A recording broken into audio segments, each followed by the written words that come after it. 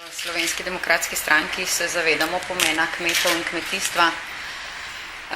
Naša Slovenija ne bi bila taka, kot je, če ne bi seveda imeli toliko kmetov, ki obdelujejo zemljo in skrbijo za naše okolje, seveda pa tudi za hrano. Zato smo se vedno zauzemali za trajno zaščito kmetijskih zemljišč in sprejemali tudi različne ukrepe v pomoč kmetom. Mnoge vlade pred Janševo prvo vlado, še posebej pa Pahorjeva vlada, pa so pogosto sprejemale ukrepe, ki so kmete dodatno obremenjevale in jim onemogočale delo. Rezultat tega je tudi manj kmetov, manj kmetij, manj obdelane zemlje, veliko več zaraščene zemlje. S tem pa seveda tudi nizka samooskrba. Če omenim samo kakšen slab ukrep, sprememba zakona o kmetijskih zemljiščih, ki je povišal odškodnine za spremembo namembnosti, ki je bil sprejet v letu 2011. Takrat smo opozarjali, da je to problem, da bo povzročilo manj mladih, ki bodo lahko gradili in si ustvarjali dom na podeželju, ostali v bližini svojih staršev, morda kasneje tudi prevzeli kmetije. Pahorjeva vlada je, kot veste, tudi ukinila kmečke oziroma državne pokojnine za kmete in tako povzročila tudi med kmeti še večjo revščino oziroma slabše razmere na podeželju, pa vemo, da te pokojnine niti niso bile zelo visoke.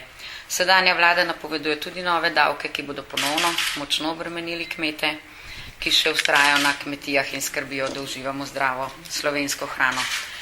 Eden takih ukrepov, ki ga mi ocenjujemo ponovno kot ukrep usmerjen proti podeželju in proti slovenskemu kmetu, je tudi zakon o gozdovih, ki je bil sprejet pred kratkim. V Slovenski demokratski stranki smo opozarjali na nove administrativne ovire in pa na nesorazmerno visoke kazni. V tem smislu tudi predlagali amandmaje, ki pa niso bili sprejeti.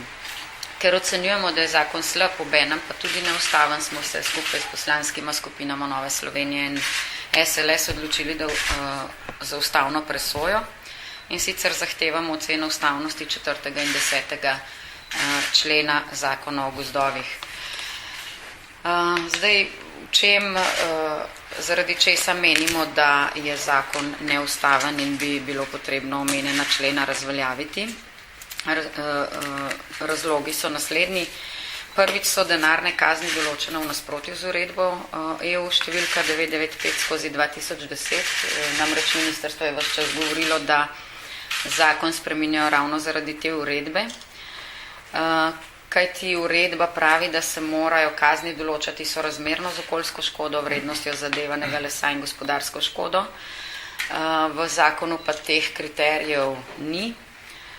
Torej kriterijev, po katerih bi se kazen lahko odmerila, največja in najmanjša višina kazni sta določeni, v tem se pa lahko potem torej pri kaznovanju gibajo, seveda pa ne more biti kazen enaka kot za poseg na črno ali podobno, naprimer tudi, če se pač vozi, torej prevoz brez prevoznice, naprimer ni primerljiv z posegom na črno, recimo. Ker pa ni kriterijev, se pa bo lahko odmerila enaka kazen, tako za to, da nekdo pač nima prevoznice s seboj kot s posegom na črno. Skratka, ocenjujemo, da zakon ne razlikuje med lastniki, ki pač uporabljajo gozd predvsem za lastno uporabo in tistimi, ki se gospodarsko ukvarjajo s tem, torej s prodajo in tako naprej. Če bi rekli v narekovajih, enako obravnavamo lastnike kot tiste, ki morda pa res kradejo les v slovenskih gozdovih in ga preprodajo ali prekupčujejo z lesom. To je prvi razlog. Torej, poleg tega je kazen kar avtomatska, se pravi, ni nobenih pogojev, naprimer, če nimaš ti, ko voziš avto, pozabiš vozniško prometno doma, je pač neka kazen, ampak to še daleč ne tako nesorazmerno kot v tem primeru, ko je kar nekajkrat višja od povzročene škode. Drugič, visoke kazni za prevoz brez prevoznice, kot sem rekla, so določene za posameznike, ki prevažajo les za lastno uporabo in enako za gospodarske subjekte. Ocenjujemo, da gre torej prekomeren poseg v pravico do zasebne lastnine, svobodo ravnanja posameznika, pravico do uživanja lastnine v skladu z zagotavljanjem gospodarske funkcije ter za poseg v svobodo gospodarske pobude.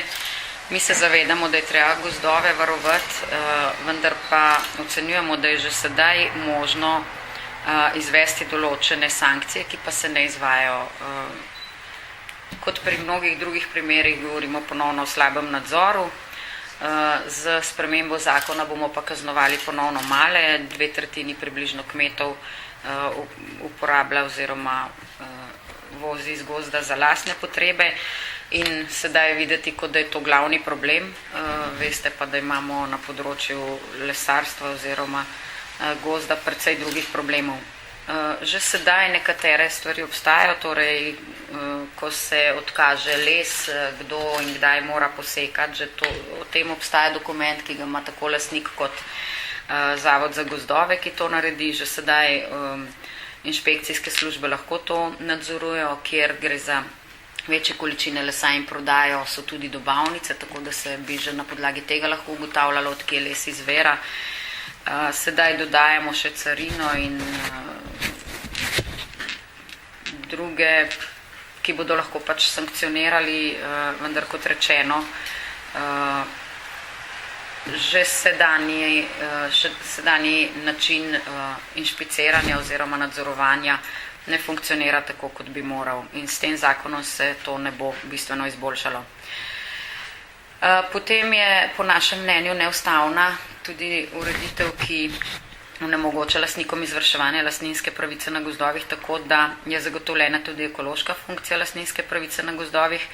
Namreč prevoznica se po zakonu izda samo za ob dovoljenju za poseg, vendar pa vemo, da mora kmetje gozd tudi čistiti, torej čisto zato, da les ne odmera oziroma ne ostaja v gozdu, ker pač zaradi ledoloma, vetrov in podobno, snega, ga mora lastnik v bistvu odstraniti, da ne povzroča nove škode, da se ne zaradijo škodljivci in tako naprej. Po zakonu prevoznice torej se mora izdati za poseg, za vse ostalo pa ne. V tem primeru, če bi lastnik vseeno odpeljal iz gozda les premera na 10 cm, bi moral plačati kazen za prevoz brez te prevoznice.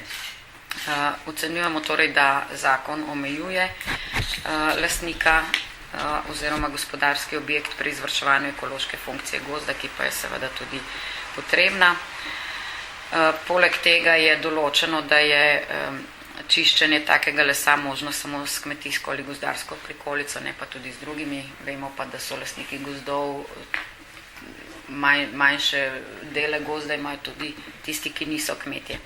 Skratka, ocenjujemo, da mora biti kazen sorazmerna prekršku, kazen mora biti vzgojna, kaznujemo ljudi za to, da naslednjič ne bodo kršili zakona. V tem primeru pa gre res za enormne kazni, kot sem rekla, samo zato, da nimaš prevoznice nekajkrat več, kot je vrednost lesa, ki ga bo nekdo vozil, oziroma do 100-krat več, kar vemo, da pri drugih kaznih takega podobnega primera nimamo. In četrtič, določitev, torej nesorazmerne kazni, previsoke kazni, še bolj kot to pa, kot že omenjeno, da ni določenih kriterijev za tak prekršek, uredba Evropske unije to izrecno zahteva. Veste, da tudi za prehitro vožnjo imamo glede na to, kolikšna je prekoračitev različne kazni, ne pa kar za vse enako, v tem primeru pa od 200 do 2000 evrov kazni, pa se potem znotraj tega je potrebno gibati. Skratka, pomembno je povedati, da uredba EU se nanaša predvsem na gospodarske subjekte, mi pa zdaj zakonom zajemamo 2/3 malih kmetov in pa izrecno zahteva tudi kriterije, ki pa jih v zakonu ni. V poslanski skupini Nove Slovenije smo sopodpisali zahtevo za oceno ustavnosti 4. in 10. člena zakona o spremembah in dopolnitvah zakona o gozdovih. Predvsem tudi zato, ker smo skozi celoten postopek sprejemanja zakona tako na odboru kot v plenarnem zasedanju nasprotovali in argumentirali z dejstvi, da zakon je neprimerno pripravljen in ni primeren za nadaljnjo obravnavo, ne kar še za sprejem samega zakona. V sam zakon smo vložili tudi amandma, ki govori, da bi se za besedilom gozdno-lesne sortimente dodalo besedilo iz gozdov v lasti Republike Slovenije. Gre za uveljavljanje oziroma obveznost prevoznic. Skratka, zagovarjamo, da teh 2/3 kmetov, lastnikov gozdov, ki ima v lasti manj kot 15 hektarov gozdov in po večini uporabljajo les iz svojega gozda za lastno uporabo, je uvedba prevoznic dodatno administrativno breme in pa nesmiselna. Tako kot je že predhodnica kolegica Jerajeva povedala, vsak kmet, ki gre v gozd, mu predstavnik oziroma gozdar, revirni gozdar odkaže in že takrat izda dokument, ki ima namen sledljivosti lesa, ki ima namen količine posekanega lesa in s katerim upravlja. In če bi bilo dovolj volje in pa zagnanosti in pa želje po nekem zmanjševanju birokratskih ovir, administrativnih ovir v tej državi, bi ta dokument lahko veljal tudi kot prevoznica.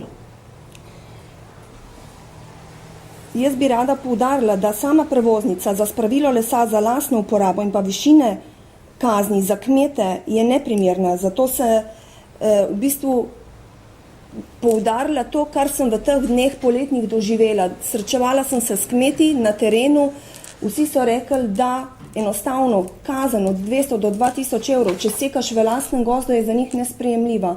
Vemo, da imamo v Sloveniji velike težave trenutno, ne samo sušo, ampak če se vrnem na gozdove, veliko je lubadarja in so rekli, da dejansko se jim ne splača v uvedbi prevoznic pridati v gozd in posekati tiste lubadarje, to se reče sanitarno sečno, ker jim enostavno so kazni previsoke.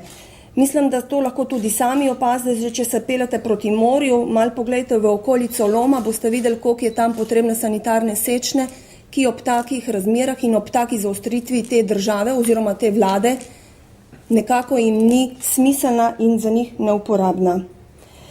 Rada bi še poudarila, da uredba Evropske unije ne nalaga način reševanja, kot je bilo zdaj sprejeto in kako in na kakšen način, in ne določa višine kazni, ker je res, da se uporablja neposredno v vseh državah članic Evropske unije in se nanaša na gospodarske subjekte. Uredba pa v drugem odstavku 19. člena določa obveznost, da morajo kazni kumulativno izpolnjevati naslednje pogoje: učinkovitost, sorazmernost in odvračilnost. Na to uredba v istem členu našteje, kaj lahko kazni vključujejo in v primeru globe določa pogoje za izrek le-te. Denarne kazni globe morajo biti v sorazmerju z okoljsko škodo, vrednostjo zadevanega lesa in lesnih proizvodov ter davčnimi izgubami in gospodarsko škodo, ki jo je povzročilo kršitev. Skratka, te kazni, zaradi katerih vlagamo zahtevo za oceno ustavnosti, so nesorazmerne in občutno previsoke in uredba ne nalaga višine teh kazni.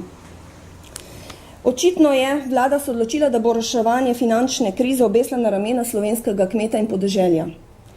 Najprej pa so predlagali, če sam povem, izjemno povišanje katastrskega dohodka. Verjetno se še vsi spomnimo, kaj je bilo v maju in juniju.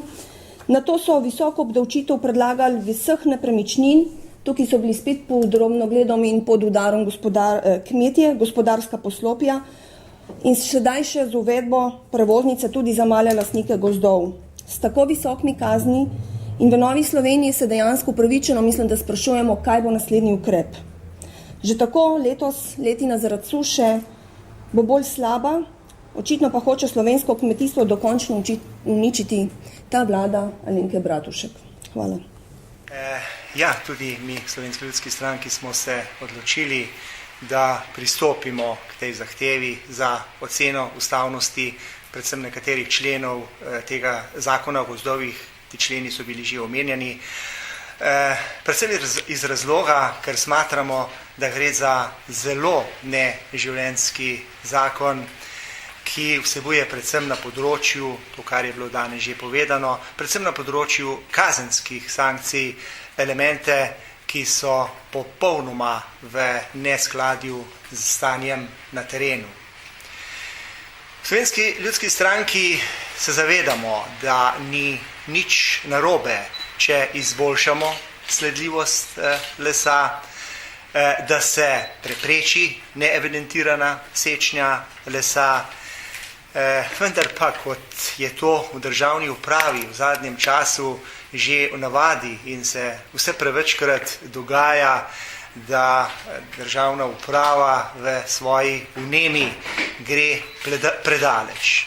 In tudi v tem primeru sem prepričan, da smo se s tem zakonom, oziroma da se je koalicija s tem zakonom oddaljila od resničnega problema na tem področju, torej problem, potreba po boljšem nadzoru nad gospodarskimi družbami in pa drugimi velikimi igralci, predvsem prodajalci na področju lesne industrije, na področju lesnega gospodarstva, in da se je koalicija s tem zakonom praktično veliko bolj posvetila tistim malim ljudem, za katere res lahko pa rečemo, da pa niso jedro tega problema.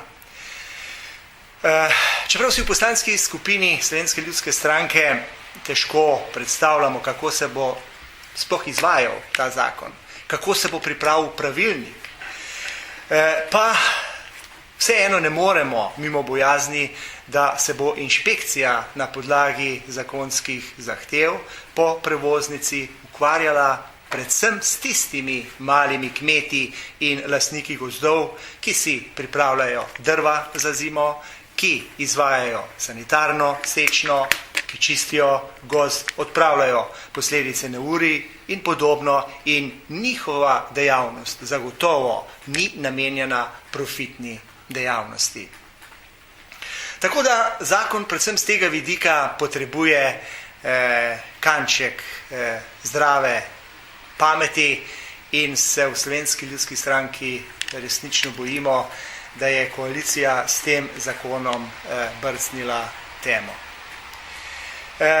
Seveda v Slovenski ljudski stranki še enkrat poudarjam, podpiramo pobudo, da gre zakon skozi ustavno presojo in da pač višja inštanca, to je ustavno sodišče, pove, ali so določeni členi tega zakona skladni z našo ustavo, ali so kršene ustavne pravice, v tem primeru predvsem teh malih kmetov.